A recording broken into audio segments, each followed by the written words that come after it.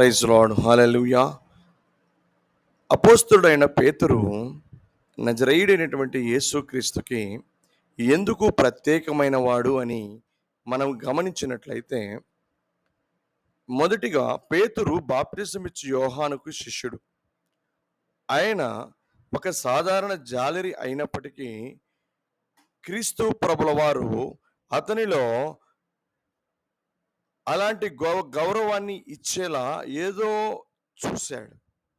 ఏమి చూశాడు అని గనక మనం ఆలోచన చేస్తే ఖచ్చితంగా రెండు విషయాలు మనం గమనించవలసి ఉంటుంది. ఒకటి, అపోస్తలుడైన పేతురులో యేసుక్రీస్తు చూసినది సంకోచం లేకుండా దేవుణ్ణి సేవించడానికి పేతురు యొక్క సంసిద్ధతను యేసుక్రీస్తు ప్రభుల వారు గ్రహించారు. రెండవది, సంపూర్ణముగా ఆయనపై అంటే యేసుక్రీస్తుపై ఆధారపడతాడు అని గ్రహించాడు. కాబట్టి అపోస్తలుడైనటువంటి పేతురుని యేసుక్రీస్తు ప్రత్యేకమైన వాడిగా ఎంచుకున్నాడు. 4 సువార్తలలో పేతురు అత్యంత ప్రత్యేకంగా నిలిచినటువంటి అపోస్తలుడని మనకి తెలుసు.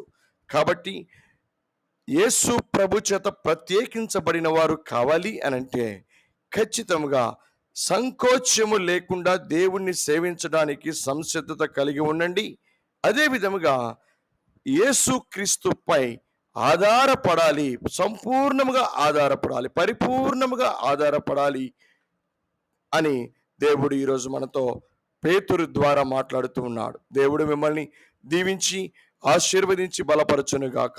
అట్టి కృప దేవుడు దయచేయునుగాక. ఆమేన్.